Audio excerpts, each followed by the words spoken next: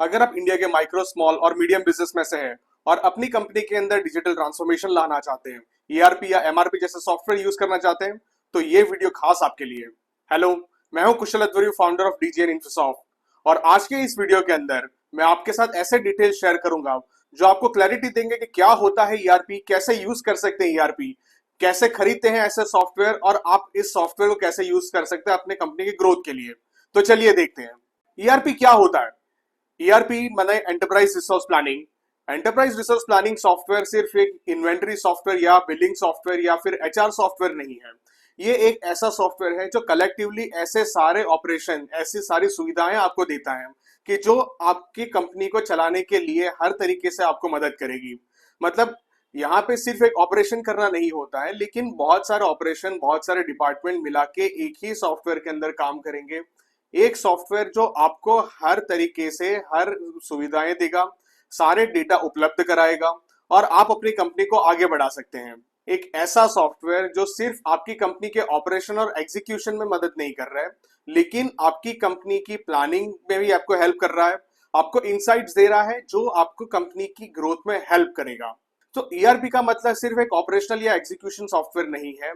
इस सॉफ्टवेयर के अंदर प्लानिंग कैपेबिलिटी भी होनी चाहिए। ये सॉफ्टवेयर सिर्फ आपके परचेज ऑर्डर बनाएगा, आपकी इन्वेंट्री मेंटेन करेगा, बिल बनाएगा, एम्प्लॉयज के अटेंडेंस को ध्यान में रखेगा, आपके सर्विस रिक्वेस्ट को ध्यान में रखेगा, टिकट का ध्यान रखेगा, ऐसा नहीं है। इस सॉफ्टवेयर के अंदर ऐसे डिटेल्स होने चाहिए, ऐसे रिपोर्ट्स होने चाहिए, चार्ट्स होने चाहिए जो आपको इंफॉर्मेशन देंगे, जो आपको इंसाइट्स देंगे कि आपका बिजनेस कैसे चल रहा है और आगे जाके आपको क्या स्टेप्स लेने चाहिए, कैसे स्टेप्स लेने चाहिए जो आपके कंपनी को ग्रोथ को आगे बढ़ाएगा। ईआरपी सॉफ्टवेयर के अंदर हर ऑपरेशन का इन्वॉल्व होना जरूरी होता है। ये मैंडेटरी नहीं है कि सारे के सारे ऑपरेशंस आपके ईआरपी के अंदर हो, लेकिन हो सके वहां तक ज्यादा आपकी कंपनी के जितने भी डिपार्टमेंट है, जितने भी ऑपरेशंस है, जितनी भी प्रोसेसेस फॉलो होती है, वो सारे इस सॉफ्टवेयर के अंदर होने चाहिए। तो मतलब यहाँ पे हम सिर्फ इनवॉइसिंग की या बिलिंग की बात नहीं कर रहे हैं। आपकी कंपनी का क्वालिटी कंट्रोल, ऑडिट, आपकी कंपनी के मीटिंग रिकॉर्ड्स, आपकी कंपनी के डेटा जनरेट करना, मतलब आप जो भी डेटा जनरेट कर रहे हैं उसको यूज करके उसको यूजफुल इंफॉर्मेशन में कन्वर्ट करना, आपकी कंपनी के जो ऑपरेशंस हैं वो ऑपरेशंस को लेके एक एक स्टेप इस सॉफ्टवेयर के अंदर रिकॉर्ड होना, एम्प्लॉयज का क्या बिहेवियर है, आपके कस्टमर्स कैसे आप फीडबैक दे रहे हैं, आपके वेंडर का परफॉर्मेंस क्या है, ऐसे सारे पैरामीटर्स जो आपके बिजनेस ग्रोथ में हेल्पफुल हैं वो सारे इस सॉफ्टवेयर के अंदर होने चाहिए। ईआरपी एक ऐसा प्लानिंग सॉफ्टवेयर है कि जो आपके project planning, production planning, execution आपको इजीली अवेलेबल कराएगा। अल्टीमेटली आपकी कंपनी के ग्रोथ के लिए जो भी आपको इंफॉर्मेशन चाहिए वो अवेलेबल करें। इसके बाद क्वेश्चन आएगा कि आप कैसा ईआरपी लेना चाहिए, ऑफ द शेल्फ लेना चाहिए या फिर कस्टम ईआरपी बनवाना चाहिए। मतलब ये डिपेंड करेगा आपकी कंपनी का स्केल क्या है। अगर आप काफी छोटी कंपनी है, 5-7 एम्प्लॉय है, 10 एम्प्लॉय है, टर्नओवर आपका 10 करोड़ से कम है, या फिर आप इतनी बड़ी कंपनी है कि आपके सारे प्रोसेसेस स्टैंडर्डाइज हैं, जहां पे आपने आईएसओ जैसा सर्टिफिकेशन लेके रखा है, जो इंडस्ट्री बेस्ट प्रैक्टिसेस है आपकी कंपनी में ऑलरेडी फॉलो हो रही है, अगर आप ऐसी कंपनी है, इन दोनों केस के अंदर आपको यूज करना चाहिए ऑफ द शेल्फ ईआरपी, जो आपके ऑपरेशंस को इजीली अडेप्ट कर लेगा, या फिर आपके एम्प्लॉयज इस सॉफ्टवेयर की कैपेबिलिटीज को, सॉफ्टवेयर के फीचर्स को इजीली वो लोग समझ जाएंगे और सीधा काम करना शुरू कर सकते हैं। लेकिन अगर आप ऐसी कंपनी है जो बिजनेस तो बड़ा हो गया, आपका बिजनेस समझिए 40-50 करोड़ से ऊपर है, 30 करोड़ से ऊपर है, 500-600 करोड़ के बीच में है, आपके पास 50 से ज्यादा एम्प्लॉयज हैं, अराउंड 500-600 एम्प्लॉयज हैं, लेकिन आपका बिजनेस ग्रो कर गया, लेकिन अभी भी इंडस्ट्री बेस्ट प्रैक्टिसेस नहीं है, या फिर जो भी बेस्ट प्रैक्टिसेस है वो आपने अपना बिजनेस समझ के, आपके बिजनेस कैसे ग्रो हो रहा है वो आपके ग्रोथ को देख के आपने खुद ने बनाई है बिजनेस के अंदर, तो इस केस में बेटर रहेगा tailor made customised ERP software लें कि जो आपके बिजनेस की प्रोसेसेस को इमिटेट कर सकता है अपने सॉफ्टवेयर के अंदर, और इसके साथ साथ इंडस्ट्री बेस्ट प्रैक्टिसेस है वो भी आप सॉफ्टवेयर के जरिए आपके एम्प्लॉयज को, आपके स्टाफ को आप बोल सकते हैं कि वो फॉलो करना चालू करें। दूसरा क्वेश्चन ये रहेगा, या फिर आप डेस्कटॉप बेस्ड ईआरपी लेना चाहते हैं या फिर वेब बेस्ड ईआरपी लेना चाहते हैं। अगर आप प्रोसेसिंग जो ईआरपी का है वो डिस्ट्रीब्यूट करना चाहते हैं, जिसके अंदर आपके हर एक एम्प्लॉय या फिर जो भी एम्प्लॉय जो ईआरपी की फैसिलिटी यूज कर सकता है, उनके हर एक कंप्यूटर पे अगर आपको एक छोटा सा सॉफ्टवेयर इंस्टॉल करवाना है, तो आप डेस्कटॉप बेस्ड ईआरपी यूज कर सकते हैं। लेकिन आप ये कैपेबिलिटी देना चाहते हैं कि कोई भी एम्प्लॉय कहीं पे भी हो, कहीं से भी वो ये सॉफ्टवेयर एक्सेस कर सकते हैं। और आज अगर मैं ऑन प्रीमाइस सॉफ्टवेयर यूज कर रहा हूँ, लेकिन कल में जाके हमें इसको वेब बेस्ड बनाना है या फिर इंटरनेट बेस्ड बनाना है, हम एज इट इज पूरा डेटा हमें माइग्रेट करवाना है क्लाउड पे, तो उस केस में सही रहेगा कि आप वेब बेस्ड ईआरपी यूज करें, जिसके अंदर ब्राउजर जैसे एज या क्रोम के अंदर आप सीधा सीधा यूआरएल डालें और यूआरएल से आप ईआरपी एक्सेस कर सकते हैं। आज के दिन में वेब बेस्ड ईआरपी और डेस्कटॉप बेस्ड ईआरपी में इतना ज्यादा फर्क नहीं रहता है। ये इक्वली केपेबल है किसी भी रिक्वेस्ट को प्रोसेस करने के लिए या फिर कोई भी फैसिलिटी प्रोवाइड करने के लिए। इसके बाद क्वेश्चन आएगा, या फिर हम ऑन प्रीमाइस ईआरपी यूज करें या फिर क्लाउड बेस्ड ईआरपी यूज करें। अगर आपके लिए आपकी कंपनी का डेटा क्रिटिकल है या फिर आपका सिंगल लोकेशन ऑपरेशन है जिसके अंदर सारा सब कुछ एक ही प्रीमाइसेस में रहने वाला है, तो उस केस में बेटर रहेगा कि आप ऑन प्रीमाइस सॉफ्टवेयर यूज करें जिसके अंदर आपका डेटा वहीं पे रहता है। अगर आप ऐसे लोकेशन में है जहां से इंटरनेट एक्सेस करना काफी मुश्किल है या फिर पावर आउटेजेस पूरे दिन में बहुत ज्यादा रहते हैं, तो उस केस में भी ये प्रेफरेबल रहेगा कि आप ऑन प्रीमाइस ईआरपी यूज करें जिसके अंदर आपके लिए ईआरपी की फैसिलिटी फीचर्स अवेलेबल रहेगी ऑल द टाइम्स।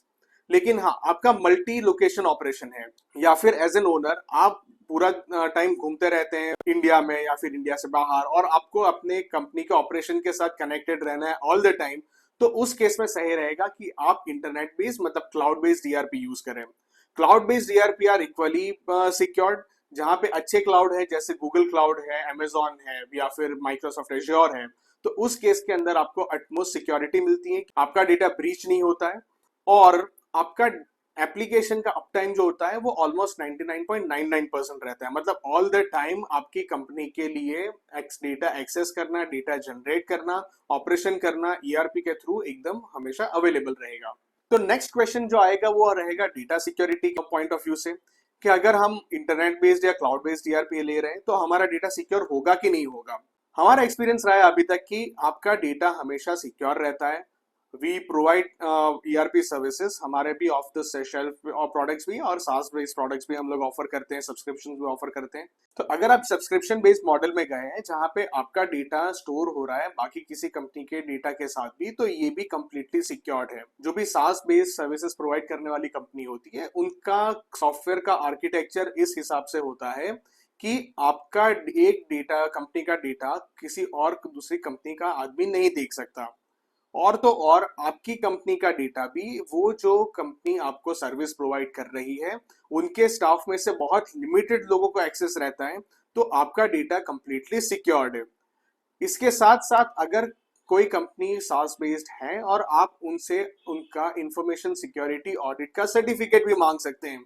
साल में अगर 2 बार वो कंपनी अपना ऑडिट चेक करवाती है, वल्नरेबिलिटी असेसमेंट या फिर पेनिट्रेशन टेस्टिंग करवाती है अपने डेटाबेस का या फिर अपने एप्लीकेशन का, आप ये सर्टिफिकेट मांग सकते हैं और आप देख सकते हैं कि आपका डेटा हमेशा सिक्योर्ड है। तो आगे जाके एक और क्वेश्चन आएगा इससे कि या फिर हम सब्सक्रिप्शन बेस्ड मॉडल में जाएं ईआरपी के, या फिर हम लोग वन टाइम कॉस्ट के लिए कंसिडर करें। तो इन सब केस में आपका टोटल कॉस्ट ऑफ ओनरशिप कितना है वो कंसिडर करना बहुत ज्यादा जरूरी है। हमारा अजम्पशन है कि आप जब भी ईआरपी जैसे बड़े सॉफ्टवेयर प्रोक्योर करने की बात कर रहे हैं तो आप मिनिमम 4 साल के लिए तो वो सॉफ्टवेयर यूज कर रहे हैं और बेस्ट के सिनेरियो में कम से कम 12 साल वो सॉफ्टवेयर यूज होने वाला है। अगर आप कस्टमाइज सॉफ्टवेयर बनवा रहे हैं तो उस केस के अंदर ये सॉफ्टवेयर कंप्लीटली आपके कंपनी की रिक्वायरमेंट के हिसाब से बना है, तो ये सॉफ्टवेयर ज्यादा समय तक चलेगा। तो आप कंपेयर कर सकते हैं कि कम से कम 4 या 6 साल के लिए सब्सक्रिप्शन का कॉस्ट कितना रहेगा, उसके सामने वन टाइम कॉस्ट कितना है डेवलपमेंट का। सब्सक्रिप्शन कॉस्ट अगर है तो वहां पे एएमसी पिक्चर में नहीं आता है। कस्टमाइजेशन या फिर वन टाइम कॉस्ट वाले सॉफ्टवेयर ऑफरिंग में आपको आपका एएमसी भी ध्यान में रखना पड़ेगा कि सेकेंड ईयर ऑनवर्ड्स एएमसी की प्राइस कितनी रहेगी। एएमसी के बाद सपोर्ट आएगा। सपोर्ट के अंदर ये देखने को मिलता है कि जो सास बेस्ड मॉडल है, सब्सक्रिप्शन मॉडल है, उसमें कंपनीज आपको सपोर्ट के लिए एवरी ईयर कुछ नॉमिनल अमाउंट चार्ज करती है। At the same time customise जो सॉफ्टवेयर है उसके अंदर शायद आपका सपोर्ट जो होगा वो एएमसी के अंदर ही इंक्लूड हो जाएगा। और इसके साथ साथ ट्रेनिंग की भी बात आएगी। ट्रेनिंग नॉर्मली इन सारी चीजों से डिफरेंट रहता है, तो या फिर सब्सक्रिप्शन बेस्ड मॉडल है या फिर वन टाइम कॉस्ट है, दोनों के अंदर आपका ट्रेनिंग की चार्जेस इंक्लूडेड है या नहीं है। अगर एक्सटर्नल है ट्रेनिंग का मॉड्यूल तो उसके लिए आपको वो क्या चार्ज कर रहे हैं। इन सब मिला के आप कॉस्टिंग निकालिए 4 साल के लिए, 6 साल के लिए, 10 साल के लिए, और वर्कआउट करिए कि आपकी कंपनी के लिए क्या बेस्ट रहेगा। यहाँ पे एक चीज ये भी ध्यान में हमें रखनी है कि अगर सास बेस्ड मॉडल है, अगर सब्सक्रिप्शन ले रहे हैं आप, तो वो यूजर बेस्ड भी हो सकता है, तो हो सकता है आपका कॉस्ट वहां पे बढ़ सकता है। दूसरी एक चीज जो कस्टमाइज्ड या फिर सास में ज्यादा मैटर करेगा वो, कि सब्सक्रिप्शन बेस्ड मॉडल में बेस सब्सक्रिप्शन प्राइस तो लो रहेगा, लेकिन आपको अगर कुछ भी कस्टमाइज करवाना है तो उसके लिए एक बड़ा प्रीमियम आपको पे करना पड़ सकता है। कस्टमाइजेशन के चार्जेस सास बेस्ड मॉडल में बहुत ज्यादा रहते हैं। अब ये भी हो सकता है कि आप या फिर सास बेस्ड सब्सक्रिप्शन में जा रहे हैं या फिर आप वन टाइम कॉस्ट में जा रहे हैं, आपका सॉफ्टवेयर आपको मॉड्यूलर वे में भी ऑफर हो सकता है।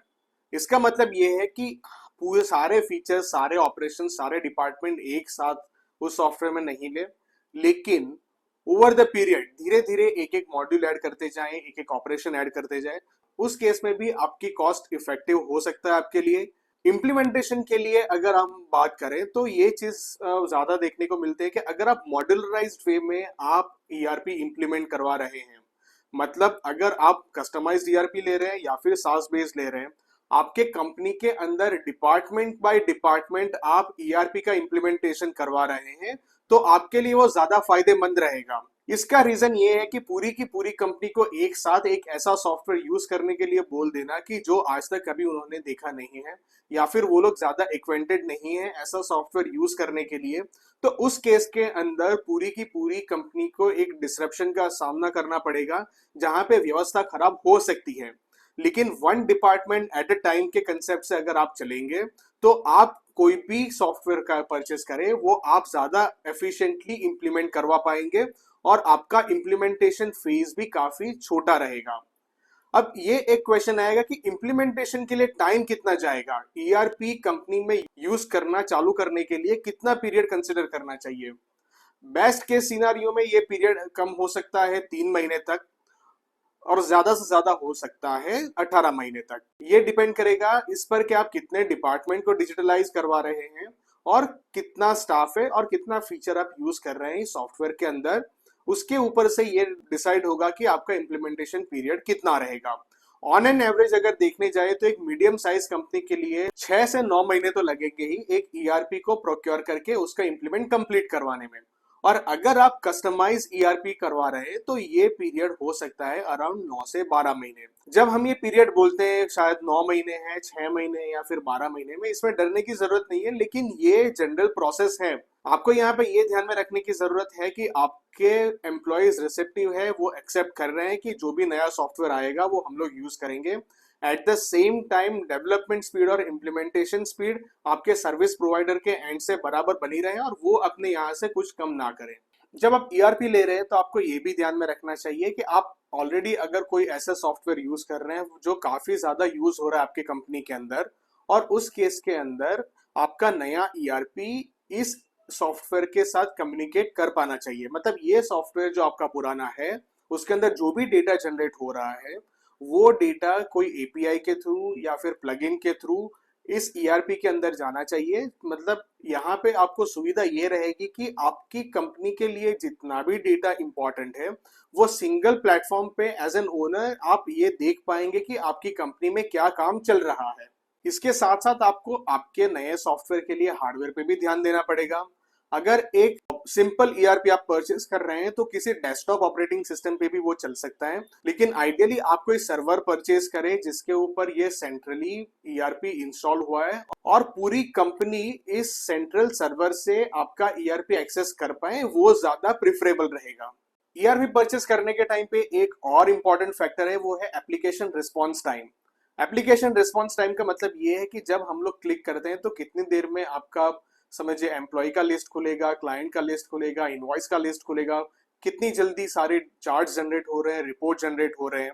तो ये टाइम हो सके उतना कम होना चाहिए। आदमी जब एम्प्लॉय जब इस सॉफ्टवेयर पे काम कर रहा है, तो अगर सॉफ्टवेयर ज्यादा समय ले रहा है कुछ भी डेटा जनरेट करने में या फिर प्रोड्यूस करने में, तो they will lose interest from the software. उनको लगेगा कि ये सॉफ्टवेयर हमारे काम का नहीं है। हो सकता है उस सॉफ्टवेयर के अंदर सारे एडवांस फीचर्स हों, लेकिन because of the response time employees का इंटरेस्ट इस सॉफ्टवेयर के अंदर उड़ सकता है। हमें ऐसे पॉइंट्स, ऐसे इंसिडेंट्स अवॉइड करने हैं। तो जब भी अगर समझिए आप कस्टमाइज सॉफ्टवेयर डेवलप करवा रहे हैं, तो वहां पे ध्यान रखिए कि अप्रोप्रिएट रिस्पॉन्स टाइम है और अप्रोप्रिएट फिल्टर्स यूज किए हैं हर एक स्क्रीन के अंदर जो आपको बल्क में डेटा जनरेट करके दे रहे हैं। अगर आप स्मॉल और मीडियम बिजनेस में से हैं, तो आपको ये भी ध्यान में रखना चाहिए कि जहां से भी आप सॉफ्टवेयर ले रहे हैं, जिस कंपनी के पास, तो वो सम कंपनी के पास से आपको लोकल सपोर्ट या फिर मेंटेनेंस के लिए अगर कुछ चाहिए, रिक्वायरमेंट है या फिर ट्रेनिंग की जरूरत है, तो इजीली अवेलेबल है। तो ये आपको हेल्प करेगा आपके सॉफ्टवेयर को स्मूथली रन करने में। ये वीडियो काफी डिटेल रहा। इसमें मैंने जो भी बेसिक रिक्वायरमेंट है या फिर पैरामीटर्स हैं एक ईआरपी को समझने के लिए, प्रोक्योर करने के लिए और इम्प्लीमेंट करने के लिए, वो सारी कवर करने की ट्राई की है। ये वीडियो काफी हेल्पफुल रहेगा किसी भी ओनर के लिए सिलेक्ट करने में कि कैसे ईआरपी के साथ आगे बढ़ना चाहिए। हो सके इतना ज्यादा आप आपके फ्रेंड्स के साथ, बिजनेस कॉन्टेक्ट्स के साथ ये वीडियो शेयर करिए और ये नॉलेज सबके साथ आगे बढ़ाएं। ये वीडियो देखने के लिए आपका धन्यवाद और मैं ऐसे और भी वीडियोस आपके साथ शेयर करता रहूंगा। मैं आपसे मिलूंगा अपने नेक्स्ट वीडियो में। Thank you.